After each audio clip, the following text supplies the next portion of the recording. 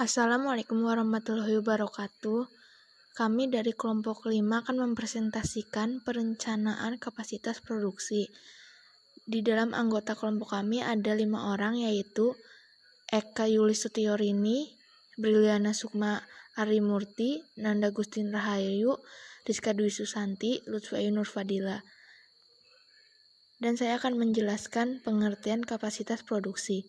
Perencanaan kapasitas produksi merupakan salah satu proses yang penting dalam suatu sistem produksi. Kapasitas dapat diartikan sebagai kemampuan untuk mencapai, menyimpan, atau menghasilkan. Sedangkan kapasitas produksi adalah jumlah unit maksimal yang dapat diproduksi atau dihasilkan dalam jangka waktu tertentu dengan menggunakan sumber daya yang tersedia. Misalnya, sebuah rumah sakit memiliki kapasitas rawat inap sebanyak 50 kamar. B. Model-model perencanaan kapasitas produksi. Perencanaan kapasitas dapat dilihat dalam 3 horizon waktu. A. Kapasitas jangka pendek atau kurang lebih 3 bulan.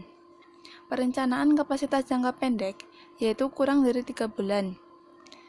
Ini dikaitkan pada proses penjadwalan harian atau mingguan dan menyangkut pembuatan penyesuaian-penyesuaian untuk menghapus varians antara keluaran yang direncanakan dan keluaran nyata.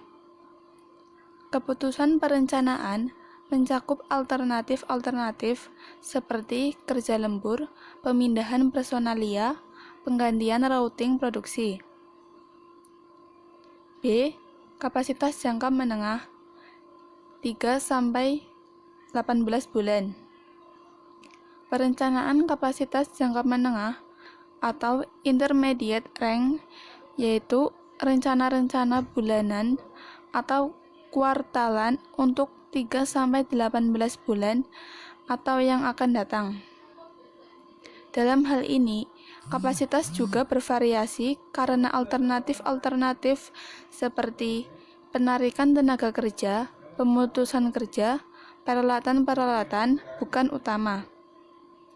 C. Kapasitas jangka panjang lebih dari 1 tahun. Perencanaan kapasitas jangka panjang atau long time yaitu lebih dari 1 tahun, di mana sumber daya produktif memakan waktu lama untuk memperoleh atau menyelesaikan, seperti bangunan, peralatan atau fasilitas. Perencanaan kapasitas jangka panjang memerlukan partisipasi dan persetujuan manajemen puncak. C. Analisis BEP. Break-even point atau titik impas merupakan suatu cara untuk mengetahui volume penjualan minimum agar suatu usaha tidak menderita rugi tetapi juga belum memperoleh laba. Dengan kata lain, labanya sama dengan 0. Tujuannya untuk mengetahui tingkat aktivitas di mana pendapatan hasil penjualan sama dengan jumlah semua biaya variabel dan biaya tetapnya.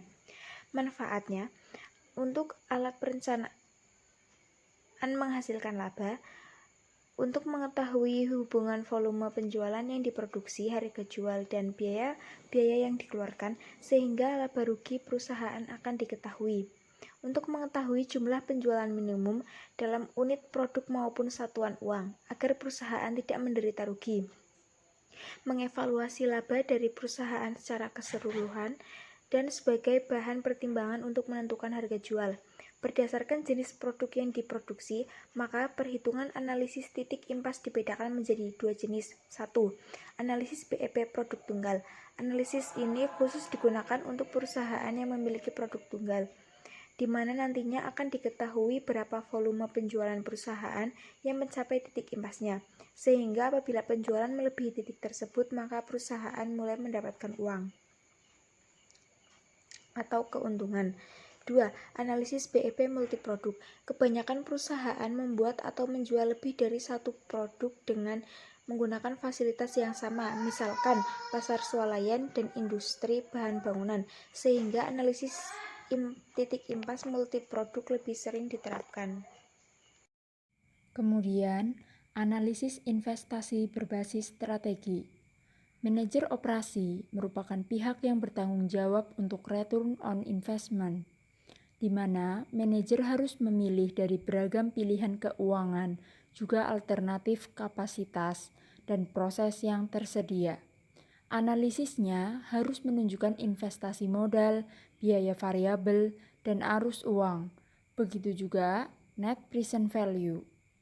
Net present value adalah cara menentukan nilai yang terpotong dari penerimaan kas di masa depan.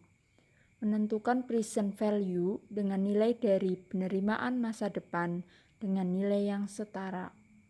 Investasi yang menghasilkan sederetan nilai uang yang sama dan seragam untuk menetapkan nilai sekarang dari sejumlah uang di masa depan yang dinamakan sebuah anuitas. Walaupun net present value merupakan salah satu pendekatan terbaik, tetapi ada beberapa kelemahannya, yaitu 1. Investasi dengan net present value yang sama mungkin memiliki proyeksi dan nilai sisa yang sangat berbeda. 2. Investasi dengan net present value yang sama mungkin memiliki arus uang yang berbeda yang dapat membuat perbedaan yang sangat berarti dalam kemampuan perusahaan membayar tagihan. Konsep kapasitas produksi dan skedul induk. Kapasitas produksi dapat diartikan sebagai jumlah maksimum output yang dapat diproduksi dalam satuan waktu tertentu. Kapasitas produksi ditentukan oleh sumber daya yang dimiliki seperti kapasitas mesin, kapasitas tenaga kerja, kapasitas bahan baku, dan kapasitas modal.